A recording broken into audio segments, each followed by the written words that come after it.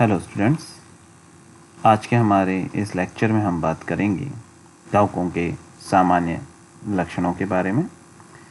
कवकों के सामान्य लक्षणों पर यह हमारा चौथा लेक्चर है। पार्ट 4 है जनरल कैरेक्टर्स ऑफ फंगाई। इससे पहले के लेक्चर्स में हम बात कर चुके हैं कवकों की कोशिकीय संरचना के बारे में, कवक जाल के प्रकार के बारे में, कवकों के पोषण के बारे में, जो कवक तंतु है उसके रूपांतरण के बारे में। साथ ही साथ अपने पिछले लेक्चर में अपन ने बात की थी कवकों में जनन के बारे में, और उस लेक्चर में अपन ने पढ़ा था कि जो कवक हैं वो 3 प्रकार से, या कवकों के अंदर 3 प्रकार का जनन पाया जाता है। एक कायिक जनन, दूसरा अलैंगिक जनन। कायिक जनन और अलैंगिक जनन के बारे में हम पिछले लेक्चर में विस्तार पूर्वक पढ़ चुके हैं। इस लेक्चर में हम बात करेंगे कवकों में पाए जाने वाले लैंगिक जनन के बारे में। जो लैंगिक जनन है ये 3 पदों में पूर्ण होता है, 3 स्टेप्स में पूर्ण होता है। पहला स्टेप कहलाता है प्लाज्मोगैमी। प्लाज्मोगैमी का मतलब है कोशिका द्रव्य संलयन, यानी कि जो 2 गैमीट्स होते हैं इनके मध्य कोशिका द्रव्य संलयन होता है। तो अब जो अवस्था अपने को देखने को मिलेगी वो अवस्था देखने को मिलेगी डाइकैरियन या द्विकेंद्रकीय अवस्था, यानी कि एक केंद्रकीय और एक केंद्रकीय दोनों जो युग्मक हैं वो सलित होंगे और सलित होकर के एक डाइकैरियन या द्विकेंद्रकीय अवस्था का निर्माण कर देंगे। नेक्स्ट जो स्टेप होता है, जो स्टेप 2 कहलाता है, वो कहलाता है कैरियोगेमी, यानी केंद्रक संलयन। और जैसे ही केंद्रक संलयन होता है यहाँ पे, तो यहाँ पे एक द्विगुणित कोशिका का निर्माण हो जाता है, सेनकैरियन का निर्माण हो जाता है। अब इस द्विगुणित कोशिका के अंदर क्या होता है, सेकंड स्टेप क्या हो गया, कैरियोगेमी यानी केंद्रक संलयन। और अब केंद्रक संलयन की वजह से एक द्विगुणित कोशिका का निर्माण हो गया। अब इस द्विगुणित कोशिका में होता है आपके अर्धसूत्री विभाजन अर्थात मियोसिस। और इस अर्धसूत्री विभाजन से, क्योंकि अपन जानते हैं कि जो अर्धसूत्री विभाजन है वो रिडक्शनल डिवीजन है, पुनः जो आपके अगुणित केंद्रक हैं उनका निर्माण ये कर देगा। तो इस प्रकार से 3 स्टेप्स में, 3 पदों में पूर्ण होता है कवकों में लैंगिक जनन। अब जो आपके कॉम्पैटिबल न्यूक्लियाई है, कॉम्पैटिबल केंद्रक हैं, उनको एक दूसरे के पास लाने का कार्य 3 अलग अलग प्रक्रियाओं के द्वारा होता है। पहली जो प्रक्रिया है वो कहलाती है प्लेनोगैमेटिक कॉपुलेशन। ठीक है, इस प्लेनोगैमेटिक कॉपुलेशन के अंदर क्या होता है, फ्यूजन होता है किसका, 2 मोटाइल नेकेड गैमेट का। प्लेनोगैमेटिक कॉपुलेशन को हिंदी में कहते हैं चल युग्मकी संयुग्मन। ठीक है, चल युग्मकी संयुग्मन। अब ये जो चल युग्मकी संयुग्मन होता है इसके अंतर्गत संलयन होता है किसका, 2 मोटाइल नेकेड गैमीट्स का, यानी कि 2 चल नग्न युग्मकों का यहाँ पे संलयन होता है, जिन्हें कहा जाता है प्लेनोगैमीट्स या चल युग्मक। अब ये जो संलयन होता है ये 3 प्रकार का हो सकता है। इसे कहा जाता है आइसोगेमी, एनआइसोगेमी और ऊगेमी प्रकार का प्लेनोगैमेटिक कॉपुलेशन। पहला जो प्रकार है आइसोगेमी, जिसे हिंदी में कहा जाता है समयुग्मन, इसमें सलित होने वाले चल युग्मक आकार व संरचना तथा आकृति एवं कशाभिका विन्यास में समान होते हैं। ठीक है, और इस प्रकार के जो युग्मक हैं ये आदिम प्रकार के कवकों में पाए जाते हैं, जिनके अंदर होलोकार्पिक टाइप का जो थैलस है वो देखने को मिलता है। तो इस चित्र के माध्यम से अपन देख सकते हैं आइसोगेमी जो सिनकाइट्रियम के अंदर पाई जाती है। यहाँ पे जो जो संयुग्मित होने वाले युग्मक हैं ये आकार, संरचना तथा कशाभिका विन्यास में एक दूसरे से समानता रखते हैं, और ऐसा जो प्रकार है समयुग्मन ये पाया जाता है आदिम प्रकार के कवकों में, जहाँ पे जो थैलस है वो होलोकार्पिक यानी कि पूरा का पूरा जो थैलस है वो जननिक इकाई में परिवर्तित हो जाता है।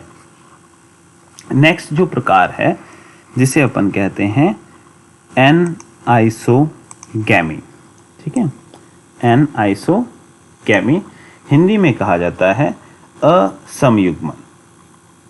यहाँ पे अपन कह सकते हैं जब सलियत होने वाले युग्मक आकारिकी व शरीर क्रियात्मक दोनों प्रकार से भिन्न हो तो उनका जो सलयन है उसे अपन कहते हैं एनआइसोगेमी या असमयुग्मन।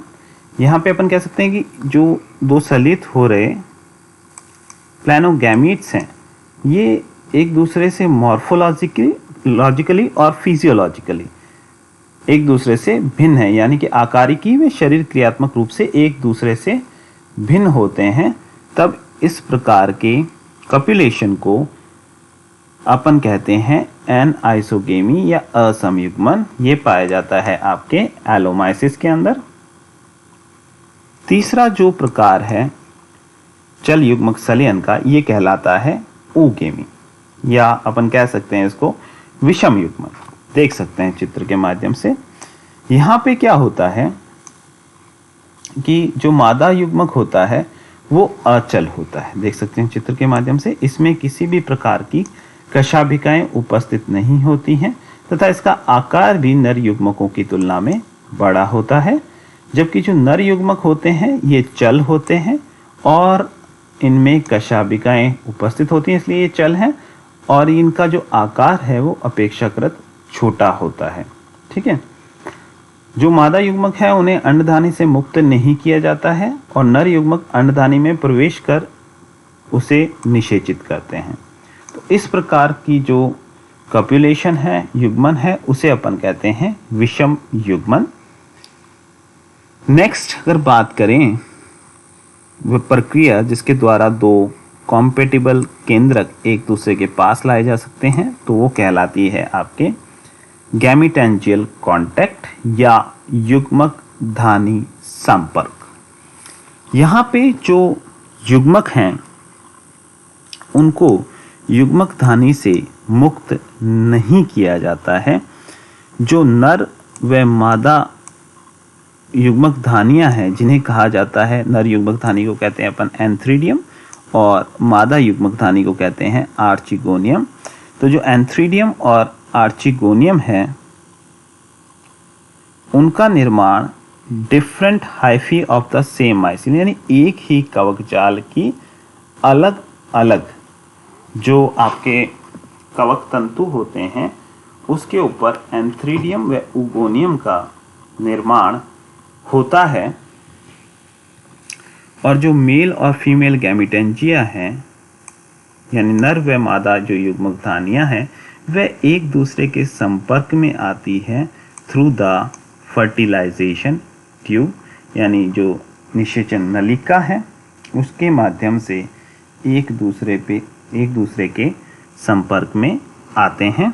इस प्रकार का जो जनन है वो पाया जाता है एस्परजिलस के अंदर, पिथियम के अंदर और फाइटोप्थोरा के अंदर। किस प्रकार से होता है ये जनन उसकी बात कर लेते हैं। तो जो फंगल माइसीलियम है उसके ऊपर निर्माण होता है आपके जो फंगल हाइफी है उस पर निर्माण होता है एंथ्रीडियम और उगोनियम का। अब जो एंथ्रीडियम है और उगोनियम है ये एक दूसरे के संपर्क में आएंगे with the help of fertilization tube या निषेचन नलिका के द्वारा एक दूसरे के संपर्क में आएंगे। यहाँ पे जो युग्मक हैं वो युग्मक धानियों से बाहर रिलीज नहीं किए जाते, मुक्त नहीं किए जाते। तत्पश्चात इनके मध्य होगा आपके, देख सकते हैं अपन चित्र के माध्यम से, ये एंथ्रीडियम है और ये उगोनियम है। ये नर युग्मक धानी है, ये मादा युग्मक धानी है। ये एक दूसरे के संपर्क में आते हैं थ्रू द फर्टिलाइजेशन ट्यूब। ये फर्टिलाइजेशन ट्यूब बन जाती है इनके मध्य में, और इस फर्टिलाइजेशन ट्यूब के माध्यम से पहले इनके अंदर होती है कोशिका द्रव्य संलयन। कोशिका द्रव्य संलयन की वजह से जो नर केंद्रक है वो मुक्त कर दिया जाता है उगोनियम के अंदर। एंथ्रीडियम का जो केंद्रक है वो आ जाता है उगोनियम के अंदर।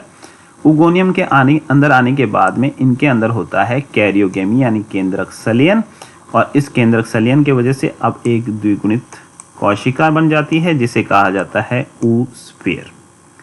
अब जो द्विगुणित ऊस्फेयर है इसके अंदर होता है अर्धसूत्री विभाजन जिससे बनते हैं अगुणित बीजाणु, और ये अगुणित बीजाणु पुनः निर्माण कर लेते हैं आपके फंगल माइसीलियम का। तो इस प्रकार से जो आपके युग्मक धानी संपर्क की प्रक्रिया है वो संपन्न होती है। नेक्स्ट जो प्रकार है आपके जिसके नेक्स्ट जो प्रक्रिया है जिसके माध्यम से दो केंद्रकों को एक दूसरे के पास लाया जाता है वो कहलाती है गैमेटेंजियल कॉपुलेशन यानी कि युग्मक धानीय संयुग्मन।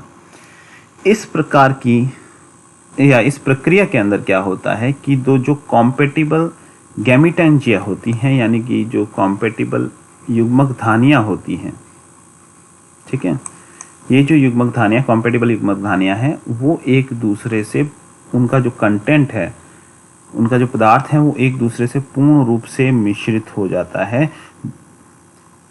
तो देख सकते हैं अपन ये पाया जाता है आपके म्यूकर और राइजोपस के अंतर्गत। किस प्रकार से ये प्रक्रिया होती है उसकी बात कर लेते हैं। तो जो कवक जाल है उसके अलग अलग जो कवक तंतु हैं उसके ऊपर निर्मित होते हैं आपके एंथ्रीडियम और उगोनियम। सबसे पहले एक अतिवृद्धि का निर्माण होता है कवक तंतुओं पर जिसे कहा जाता है प्रोगैमेटेंजिया। ये जो प्रोगैमेटेंजिया है ये आगे चल करके रूपांतरित हो जाती है एंथ्रीडियम और एंथ्रीडियम और उगोनियम के अंतर्गत। इन्हें कहा जाता है, अपन कह सकते हैं इनको युग्मक धानियाँ। अब इन युग्मक धानियों में सबसे पहले होता है कोशिका द्रव्य संलयन, और कोशिका द्रव्य संलयन से निर्माण हो जाता है आपके सम युग्मक धानियों का। अब जो सम युग्मक धानियाँ है आइसोगैमेटेंजिया जो है इनके अंदर होती है आपके कैरियोगैमी यानी कि केंद्रक संलयन जिससे एक द्विगुणित कोशिका का निर्माण हो जाता है। इन द्विगुणित कोशिका को कहा जाता है जाइगोस्पोर। यहाँ कह रहे थे अपन ऊस्फेयर, यहाँ कहेंगे जाइगोस्पोर। और ये जो जाइगोस्पोर है इसके अंदर होता है अर्धसूत्री विभाजन और जिससे निर्मित होते हैं अगुणित बीजाणु, और इन अगुणित बीजाणु के अंकुरण से पुनः कवक जाल का निर्माण हो जाता है।